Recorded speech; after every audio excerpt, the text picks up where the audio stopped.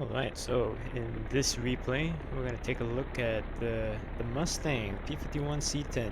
And in this match, our squad, three-man squad, we get 12 out of the 13 kills on our team. So, yeah, it's basically all of us. So I'm just going to showcase just exactly what you can do with the Mustang squadron.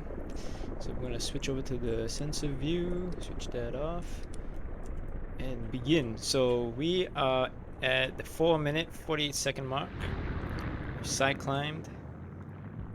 We are not the highest players at this point. There's a Dornier 335 and a J26 on the other side, which still at altitude, and of course there's T18, but it's a T18.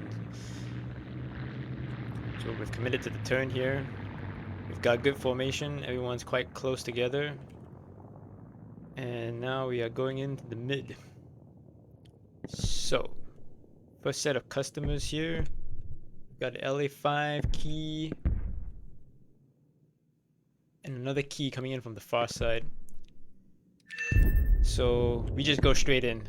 I smoked 61, Pap and Dan. I stagger slightly behind, take shots at the LA5 there. And then once we make our attack, we just zoom out, turn back around, going vertical slightly, and just wait for the enemy to make a mistake.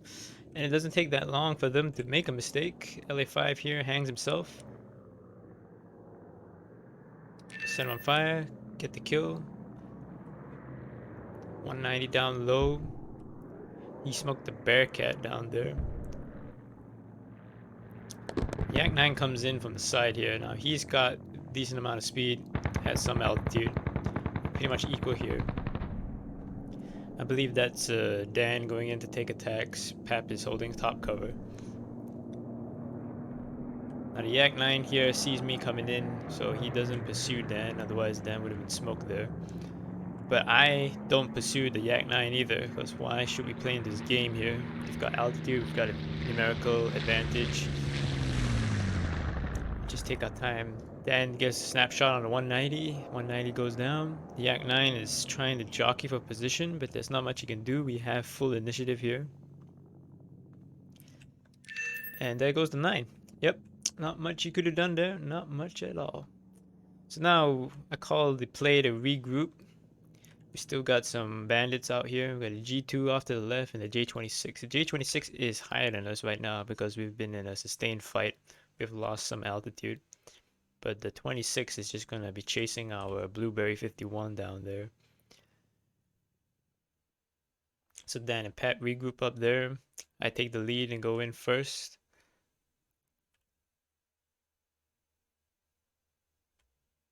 J26 gives up all his initiative, all his altitude.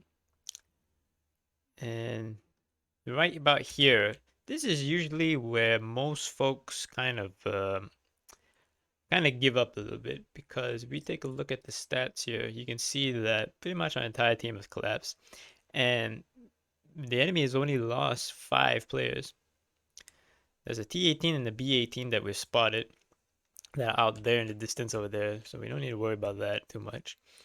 But it's, yeah, if you're looking down from this position here, people will just give up and say, oh, well, we just go in and get a couple kills and then call it a day. This right here is a winning position.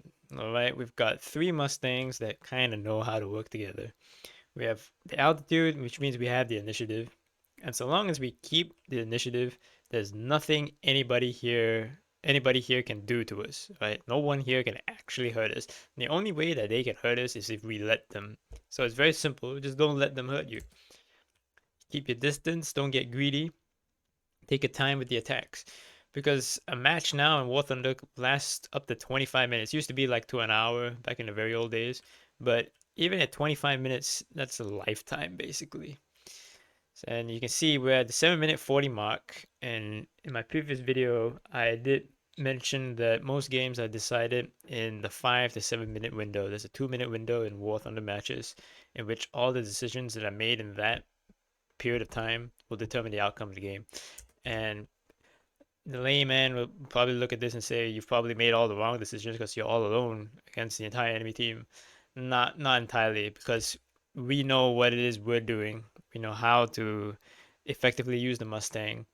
Don't get into turn fights. Just use your altitude, use your initiative, get into good positions, isolate the enemy, and if the position is bad, just don't push it. Just book it out, go straight up, go into the vertical.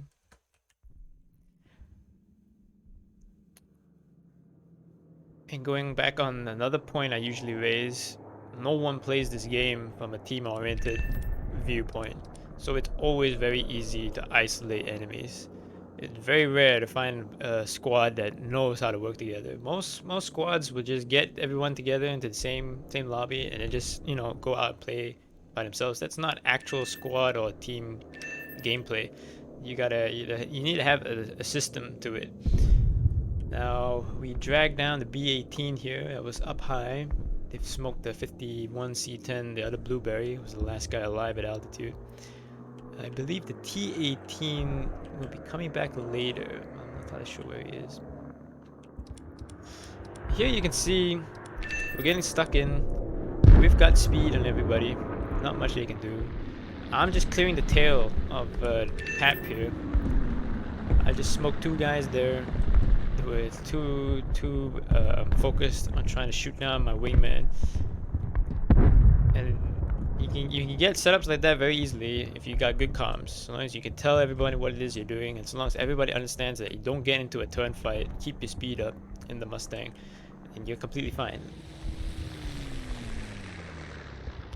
So we have smoked about 7 dudes now. I'm up to 6 kills.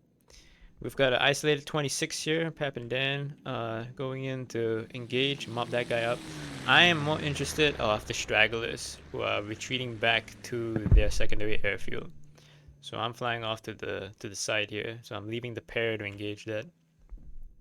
This is a play that I do quite a lot. I'll leave the rest of my wingman to operate together, and I'll detach myself. That's just because I kind of know how to handle myself in the solo situation. If you want to see how to do that, you can watch some of my lightning and tactical analysis P-38 gameplay.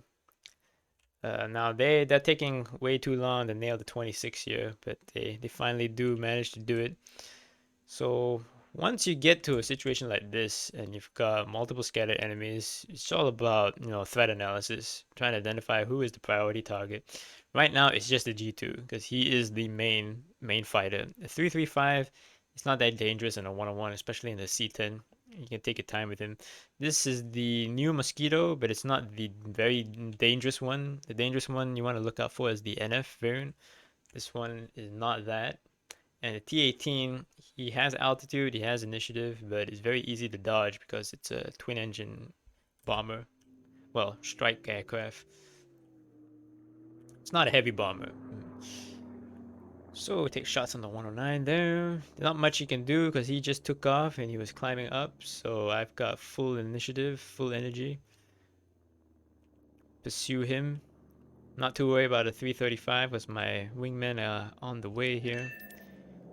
I believe I get crits on him. Haven't quite killed him yet. T-18 comes in from above. I roll under him. He didn't get a shot. 335 here makes some interesting moves. He makes a feint towards me, but then switches to my wingman. And that basically gives me his belly. Makes it for a very easy shot. Splash on a 335. 109 is turned back in, but he's crit.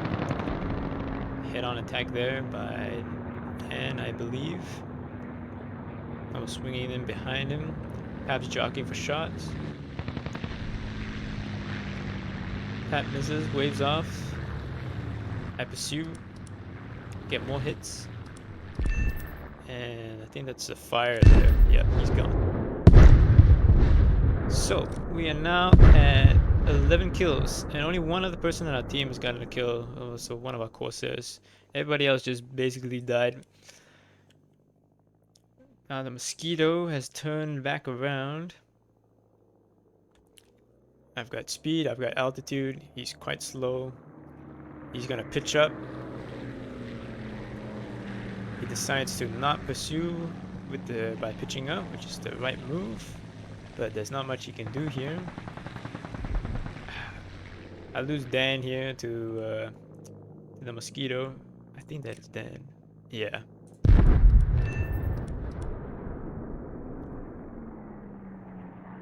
Set the mosquito on fire. He's gonna try and make it back to base, but nah, his wing snaps. And that is basically the game. So that is the 12 kills out of 13 compared to the enemy. The enemy had a slightly well-rounded team. They had kills across most of the board there. And the T-18 here, he just decides to jump out. So he robbed me of my 10th kill here. But it is what it is. That's how the game is played these days. So I've covered in this replay. Just hold initiative, hold your speed. Make sure you're in close proximity with your wingmen. Make sure you've got good comms. That way you can clear each other's tails. Getting the setups, that's what makes the Mustang, like, really shine because it's fast. It's fast, especially if you got altitude and you have the initiative. You can take your time with tackling the entire enemy team, in this case as shown.